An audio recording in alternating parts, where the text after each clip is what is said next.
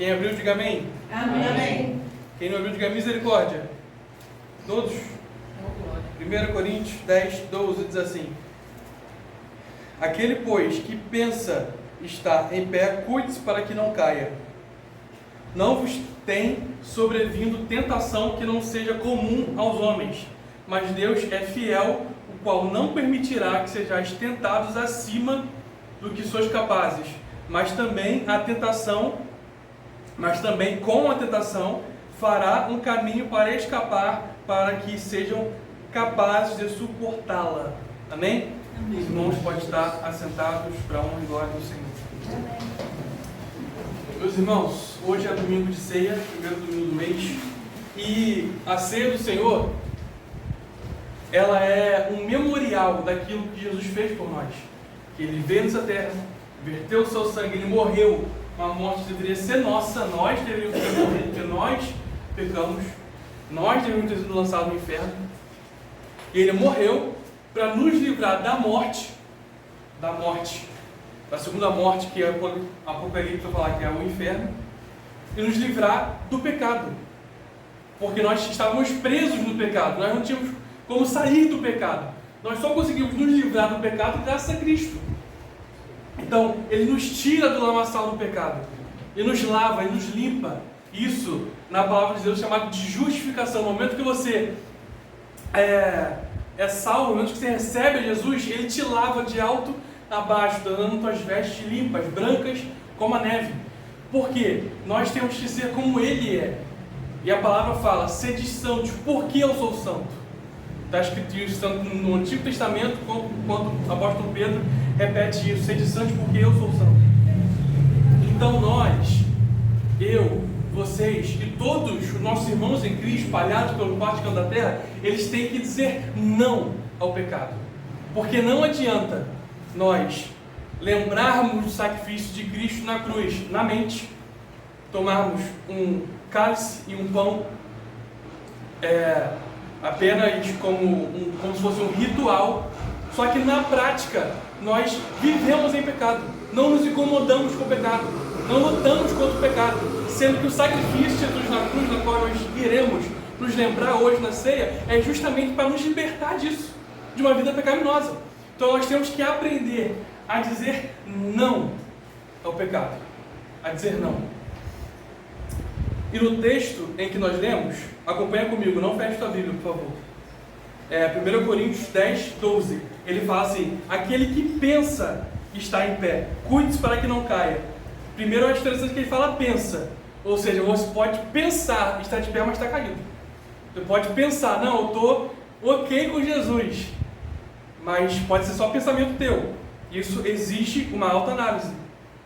Aí no verso 6 ele fala: não vos tem sobrevindo tentação que não fosse comum aos homens. Essa palavra tentação no original grego é peirasmos, que significa prova, significa um teste. Então, tentação no original aqui é tudo aquilo que testa, que prova a tua fé. Então, por exemplo, no caso de José, ele foi tentado com uma mulher, então ele foi tentado a cometer um pecado. Foi algo que provou a fé dele. Agora vamos pegar o caso de Daniel, por exemplo. Daniel foi jogado numa cova dos leões. Aquilo envolve pecado? Não. Mas foi uma prova a fé dele? Sim. Entende? Então, tentação. Então ele está dizendo, não haver tentação. Seja uma tentação que vai te levar, que queira te puxar para o pecado, ou seja algo que prova a tua fé. Não virá algo nesse tipo que não seja comum aos homens. Mas Deus é fiel, o qual não permitirá que sejais tentados. Ou seja, não é mérito seu e nem meu, é mérito dele. Significa que nós não temos força para sair do pecado. Entende? As forças vêm do Senhor, por isso nós precisamos buscar força no Senhor. Não permitirá que sejais tentados acima do que sois capazes, mas também com a tentação fará um caminho para escapar. Então, ainda no exemplo de Daniel, ele foi jogado na cova dos leões, mas junto com isso veio o quê? O escape. Deus deu o escape para ele. Também Sadraque, Mesaque e Abednego, eles foram lançados na fornalha, mas junto com eles terem sido lançados, o Senhor enviou o quê? O escape. Então, quando nós somos tentados, seja uma ação pecaminosa ou qualquer outro tipo de situação que prove a nossa fé, embora venha na nossa cabeça o pensamento carnal ou até mesmo maligno, você não vai conseguir, você não vai resistir. Isso não vem do Senhor, porque a palavra está dizendo que Ele não vai permitir que você e eu seja tentado além do que você suporta. Então está vindo uma luta, uma tentação, uma provação, que você acha que é maior do que você, a Bíblia está dizendo que não é. A Bíblia está dizendo que não é. Que o Senhor não vai permitir que isso aconteça. Que Ele mesmo vai dar o escape. Ele mesmo fala, você pode dizer assim, mas esse muro aqui é muito grande para eu conseguir pular ele. Mas o Senhor fala, mas sou eu que vou fazer você pular ele, não é você que vai pular com as suas forças. Você está me entendendo? Então, cabe a nós não lutarmos contra o pecado com as nossas forças, força carnal, como se a gente fosse alguma coisa, mas é buscar do Senhor que Ele possa nos ajudar. E para isso, dizer não ao pecado. O nosso trabalho é dizer não. Falar, Senhor, o pecado está vindo. Não minta para o Senhor, não. Falar, Senhor, até quero pecar, minha carne quer pecar, mas eu sei que não pode. Há uma batalha entre o Espírito, minha carne quer, o Espírito não quer. Senhor, eu quero dizer não ao pecado, então me ajuda. Nosso trabalho é esse, dizer não ao pecado. Nós temos diversos exemplos na Bíblia de pessoas que disseram não e mudaram o rumo da história. A primeira delas que eu queria citar, provavelmente vocês nunca ouviram falar, Vasti. Quem conhece Vasti? Todo mundo, olha só, quase a maioria. Vasti, ela era uma rainha da Pérsia. Pérsia, na época da rainha Esther, era o maior reino do mundo naquela época, né? Babilônia já havia caído, depois veio os Medo-Persas. E o rei Assuero, rei Xerxes, ele ordena que a rainha Esther venha, já estava bêbado já, alguns dias de festa, já estava com as ideias já, né, meio balanceadas, comprometidas. Então, ele chama a rainha para vir dançar no meio dos convidados. Só que a rainha olha para isso e fala, não vou dançar no meio dos convidados. Aí o rei vê isso e a rainha, ela é deposta, ela deixa de ser rainha, nós não sabemos o que aconteceu depois, nem na Bíblia conta, e pelo que eu procurei, nem na história também, fala sobre essa rainha Vasti, que aconteceu com ela depois disso, mas provavelmente ela não foi morta, apenas foi deposta. E com isso liberou a vaga. Liberou a vaga do posto de rainha, olha. E a Esther, que era uma judia do povo de Deus, ela foi escolhida dentre várias outras virgens para ser rainha. E isso permitiu com que, anos à frente, quando Ramã, se eu não me engano, Ramã, o nome dele, ele maquiou um plano contra o povo, para destruir o povo, quem é que estava lá no reino? Para falar diretamente com Assuero? Esther. Então, você vê que o rumo do povo judeu foi mudado porque uma rainha disse não. Você dizer não pode mudar o rumo da sua história, dependendo da situação. Nesse caso, não envolve algo pecaminoso, mas vamos citar, por exemplo, voltando um pouco na história, o próprio exemplo de José. José, ele é criado pelo pai, ele recebe uma túnica talar, que era uma túnica colorida, que significaria que ele seria o sucessor do pai. Só que os irmãos pensam assim, peraí, ele que é o mais novo vai ser o sucessor? Nada disso. Eles com inveja vendem os irmãos como escravo para o Egito. Lá no Egito, José ele vira escravo de Potifar, e a esposa de Potifar quer pegar o José, quer ter relação com ele. Só que José, servo do Senhor, criado na casa de Jacó, um dos grandes patriarcas, ele diz o quê? Quando a esposa de Potifar tenta se deitar com ele, tenta cair em adultério com ele, o que ele diz? Ele diz não. Ele disse não. Com esse não que ele disse para o pecado, ele foi preso. Preso na cadeia, ele conheceu o copeiro de Faraó. O copeiro de Faraó falou de José para o Faraó. Faraó chamou José, ele interpretou o sonho do Faraó, e com aquilo, o rei pensou, o Faraó pensou, não há ninguém mais sábio em todo o Egito para lidar com os 7 anos de fome do que você. Então, de escravo, ele se tornou o quê? Governador, porque ele disse não ao pecado. Se ele tivesse caído em adultério, a história dele teria acabado ali. Principalmente se o Potifar descobrisse. Potifar descobrisse, iria matar ele, começa por aí. E mesmo se não descobrisse, o Senhor não iria usar ele. porque ele se deixou levar pelo pecado.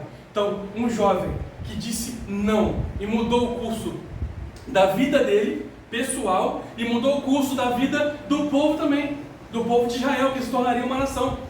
Porque ele foi usado como governador do Egito para resgatar o Jacó e os seus filhos da fome. Com isso, o Israel pôde crescer, Jesus nasceu e nós estamos aqui. Entende? Um outro exemplo que eu já citei, acabei de citar, mas citando novamente, o próprio Daniel. Daniel ele teve mais de uma ocasião assim. Ele é levado cativo também para a Babilônia. Na Babilônia tem o manjar do rei com diversos alimentos que ele deveria comer, que mandaram ele comer. Só que os judeus eles tinham uma série de regras, não podiam comer porco, podiam comer. Tinha vários alimentos que eles não poderiam comer pela lei de Deus na época. Então, o Daniel, Sadraque, Misael e Abednego, eles dizem não. Com esse não que eles disseram, milagrosamente eles comeram somente pão, legumes, sem comer aquilo que eles não poderiam comer. E quando eles chegaram no final, eles tinham que estudar a cultura da Babilônia. No final era como se fosse uma prova oral com o próprio rei. O rei ele olha para Daniel e a história se repete. Ele fala: não há ninguém mais sábio entre os astrólogos do que vocês. Mas porque eles disseram não. Mais à frente na história, você vai ver que o Daniel ele foi impedido pelo rei Dario de orar. Ele orava 3 vezes no dia. Ele ia no seu quarto, abria a janela que dava para Jerusalém e orava. Houve um complô contra a vida dele, porque não conseguiam achar falha nenhuma nele, nem corrupção, nem no caráter, nem nada. Então eles pensaram: temos que criar uma situação para derrubar esse Daniel aí. Aí falaram no ouvido do Dario: Dario, faça um decreto aí que não pode orar para nenhum Deus em um tanto período de tempo. E aí Dario fez o decreto. Só que Daniel, ele ia deixar de orar? Porque o rei A, o rei B mandou? Claro que não. Ele foi para o quarto dele, orou. O rei falou para ele que ele deveria orar somente para o próprio rei. Daniel falou não. Foi jogado na cova dos leões e o Senhor deu escape. Paulo fala que o Senhor fechou a boca dos leões. Ele foi jogado. Uma frase que eu sempre repito: leão come carne, Daniel andava em espírito. O homem orava 3 vezes por dia. Ele andava em espírito, o leão come carne. Por isso que a boca do leão foi fechada. Então, mais uma vez, um jovem que disse não, mais de uma vez, e mudou o curso da história. E agora o outro, que eu acho que você também conhece, chamado Jesus de Nazaré. Ele foi levado para o deserto e também foi tentado pelo próprio Satanás. Ele estava com fome, ele estava jejuando, ele estava 40 dias sem comer já no meio do deserto. Satanás ele olha para ele e tenta duvidar da credibilidade. Jesus estava ali como homem, tá? Ele é Deus, mas a palavra fala que ele se humilhou a si mesmo, ele se desfez da forma de Deus e se tornou figura humana. Então ele estava ali como homem. Então ele estava com fome. Você imagina você passar 40 dias sem comer. Eu duvido que alguém aqui já passou 40 dias sem comer. Nada. Duvido. No meio do deserto com sol. Então Jesus estava lá com carne, sentindo fome. Então Satanás ele olha para ele e fala: se tu é filho de Deus, transforma essa pedra de pães. Tentou em 2 coisas. Primeiro, na fome. E segundo, querendo colocar dúvida: você é filho de Deus? É você mesmo, filho de Deus, está passando fome aí? Tentou colocar dúvida na identidade de Jesus. Satanás tenta fazer isso contigo também, comigo também. Tenta colocar dúvida: você é filho de Deus? Jesus falou: nem só de pão viverá o homem, mas de toda a palavra que sai da boca de Deus. Depois Satanás levou ele num lugar alto, mostrou todos os reinos e falou: tudo isso eu te dou, se prostrado me adorares. Jesus falou: somente a Deus adorarás, somente a Ele prestarás culto. Depois Satanás levou ele à frente de um penhasco e falou: pula daqui porque está escrito que o Senhor dará ordem aos seus anjos a vosso respeito. Então pula que o anjo vai te salvar. Aí Jesus citou também Salmos, falando: também está escrito, não tentarás o Senhor teu Deus. Então ele usou a própria palavra e disse não à tentação que ele teve. Jesus ele foi tentado em tudo, mas em nada caiu. Está escrito. Então Jesus ele foi tentado a mentir? Foi. Ele foi tentado a adulterar? Foi. Ele foi tentado em tudo que nós fomos tentados, mas ele não pecou. E justamente por ele não ter pecado, que ele conseguiu morrer por nós na cruz. E a minha pergunta nessa noite é: qual tem sido a sua resposta, a minha resposta quando o pecado ele bate a porta? Porque, não se engane, o pecado ele bate a porta todo o dia. De manhã, na hora que você acorda, a hora que você dorme, o pecado está batendo na porta.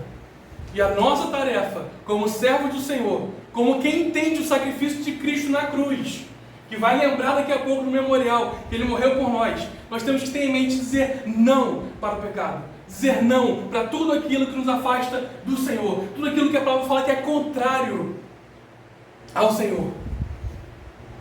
O que você tem dito ao pecado quando ele bate a porta? Dito sim? Você não vai fazer algo às vezes consciente, mas você pode estar pecando, nem está percebendo. Por quê? Às vezes não se analisa, não para orar, não para ler a palavra. Senhor, o que está errado em mim que eu posso mudar, que eu posso melhorar? Então, não se engane como o texto fala, aquele que pensa estar de pé, você pode estar caído, eu posso estar caído e nem estou percebendo. Por quê? Dizendo sim ao pecado, convidando o pecado de volta. Como eu falei no início, o Senhor, Ele nos lavou no momento que Ele morreu por nós recebemos Ele. Se você aceitou Jesus, recebeu Ele como seu único Senhor e Salvador, Ele te lavou totalmente. Sua veste ficou branca. Branca, igual a roupa da minha avó, branquinha. Aí quando você diz sim ao pecado, quando o pecado bate a porta, vem você dizer, não vou pecar, Senhor me ajuda. Você diz sim, é como se pegasse uma lama no chão e manchasse tudo de novo. Entende? Então, nós temos que dizer não ao pecado. Aí você pode me perguntar assim, mas eu pequei. Essa semana eu pequei. Esse mês eu pequei. Hoje eu pequei. E agora, o que eu faço? Já peguei, já manchei a minha veste toda. A palavra fala em Atos capítulo 3, versículo 19. Arrependei-vos e convertei-vos, para que sejam perdoados os vossos pecados e venham tempos de refrigério. Ou seja, meu irmão, o pecado vai bater a porta, diz não. Se você disse sim, não deixe a Satanás te convencer que não há jeito para você. Não deixe Satanás te convencer que não tem mais jeito.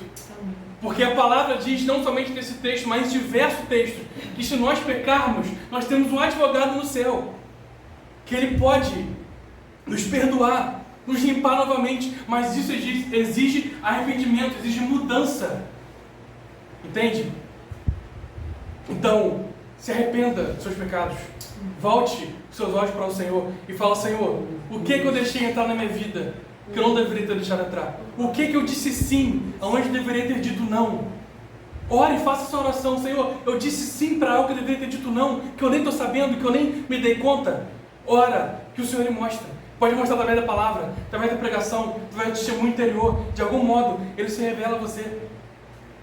Mas para isso precisamos estar alinhados com Ele, buscando Ele. Amém? Abre comigo, por favor. Só avançar do capítulo 11, verso 27.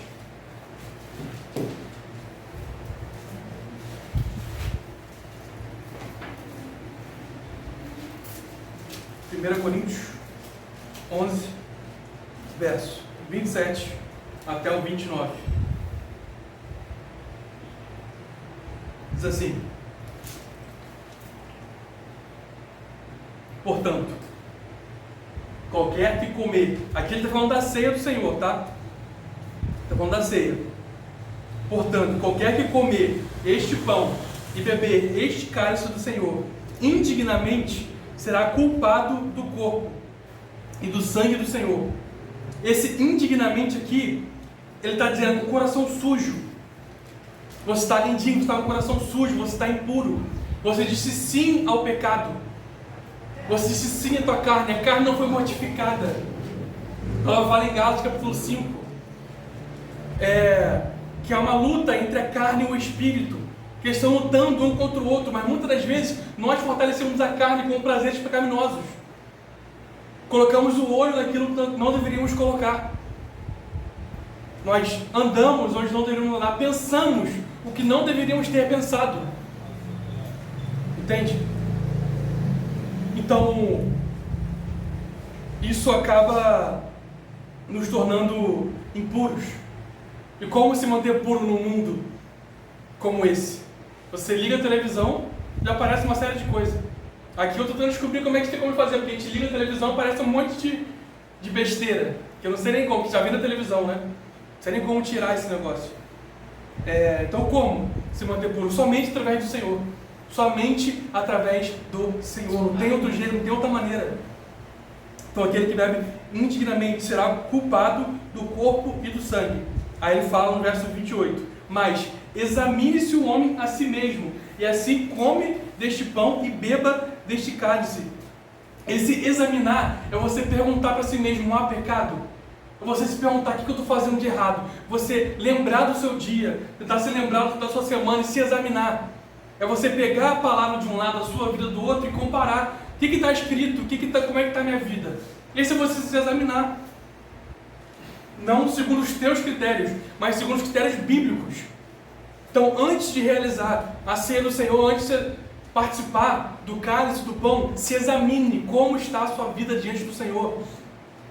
Se o Senhor voltasse agora, hoje, nesse momento, o que você teria para entregar para Ele? Conforme está escrito: louco, esta noite te pedirão a alma. E aí? E aí, como é que está a sua vida?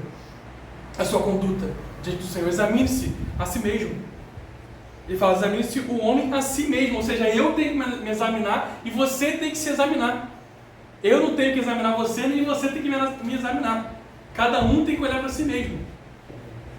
Inclusive, você não vai ver na IBC o pastor proibindo A e B de participar da ceia justamente por causa disso.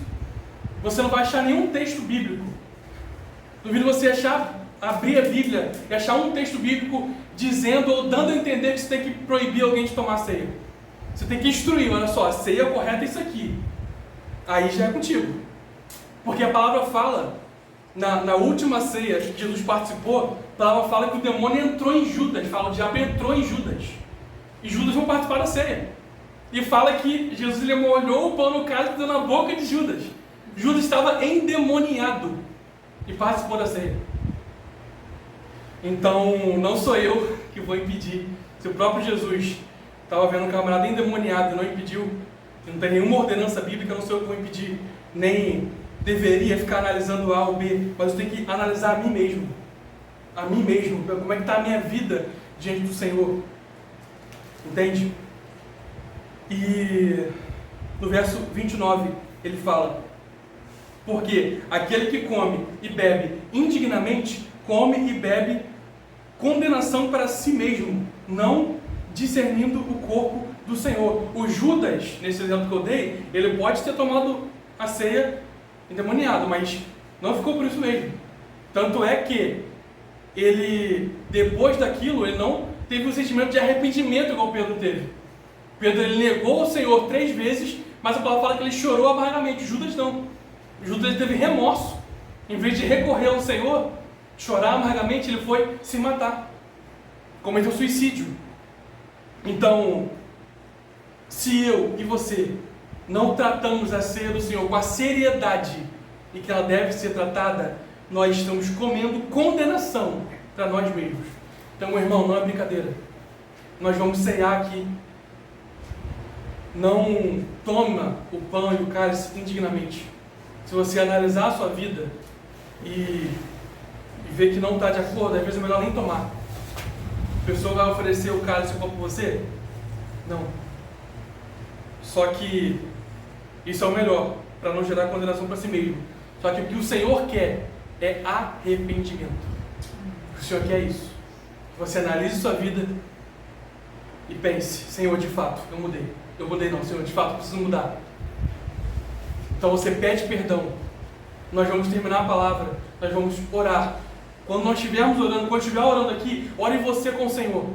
Peça perdão pelos pecados. Cite, não fica somente algo genérico, mas cite o que você fez de errado. Senhor, eu falei daquele jeito grosseiro com o meu cônjuge.